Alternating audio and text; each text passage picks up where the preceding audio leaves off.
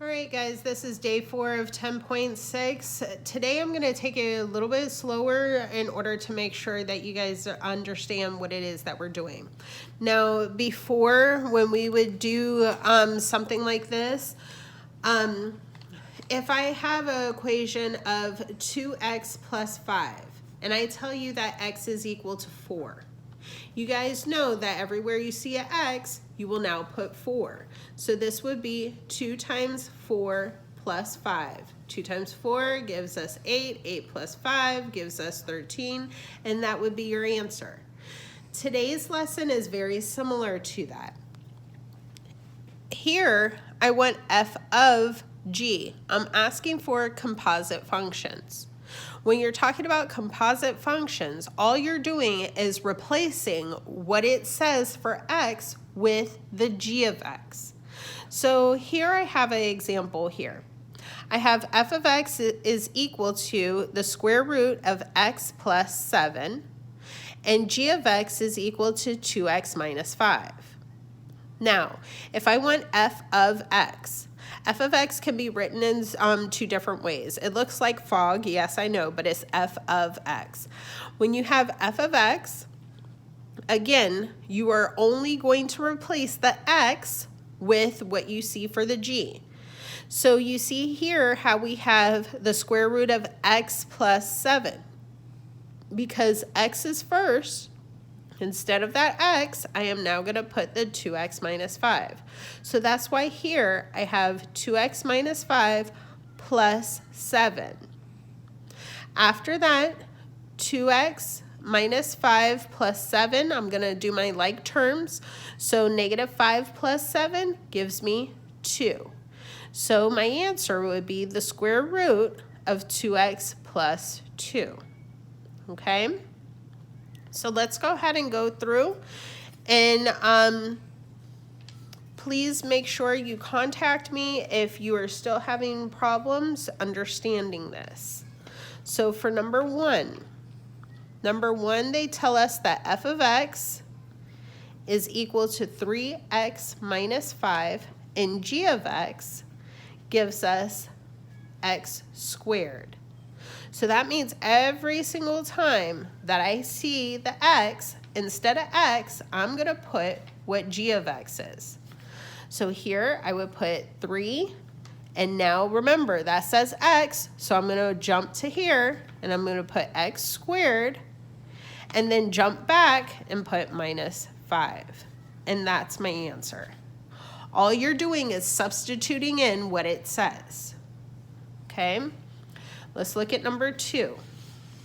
For number 2, it says f of x is equal to negative 9x minus 9. G of x is equal to the square root of x minus 9. So here, remember, where I see an x, instead of saying x, I'm going to put in this whole entire function. So I'm going to put negative 9, instead of saying x, I'm going to start square root minus 9, and then minus 9. And that's my answer. Okay? For number 3, again, I'm going to do it again. But this time, if you notice here, they say g of f. So now I'm going to switch the order in which it's saying it. So now I'm going to start with this function first. So I'm going to say square root, and then right after I have square root, I have the x. So instead of writing x, I'm going to write what f of x says. So f of x says negative 4x plus 2, and then I'm going to jump back, and then it says minus 8. So I'm going to put minus 8, and all of that's under the square root. Now this one I could actually do some math because I have like terms. So I have the 2 minus 8. 2 minus 8 gives me negative 6. So negative 4x minus 6, and that's my answer. Okay? All right, for number 4. Number 4 says f of g. So everywhere I see a x, I'm going to put what g says.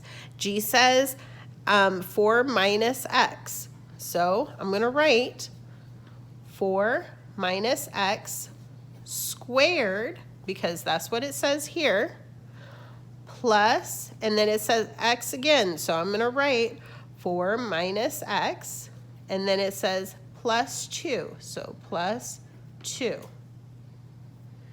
All right, so now I need to actually do a little bit of math here. Now, whenever it says squared, that means I have 2 of them. So this is like saying 4 minus x times 4 minus x. Now, some of you guys like box, some of you guys like to just distribute. It's totally up to you what you want to do. I'm going to do box method because I know that's what a lot of you guys like better. 4 times 4 gives me 16. 4 times negative x gives me negative 4x. Negative x times 4 gives me negative 4x. And negative and a negative gives me a positive. X times x is x squared. So this is actually x squared, like terms, negative 4, negative 4. Negative 4 minus 4 gives me negative 8x plus 16. And then I'm going to write the rest that I had here, plus 4 minus x plus 2. Now all I need to do is all my like terms. So I have a like term here, a like term here, and these are all like terms. This one doesn't have a like term, so I'm not going to do anything with it. I'm just going to write it. Negative 8x minus x gives me negative 9x. 16 plus 4 gives me 20. 20 plus 2 gives me 22. And that's my answer. All right, for number 5. Number 5 is asking for g of x. So because it says g of x, I need to look at g first. Because g says x first, I'm going to put what it says for f of x. So this one says x to the 3rd power plus 1. Now here, there's no like terms, so that's my answer. All right, for number 6. Number 6 again says g of x. So I need to look for g first.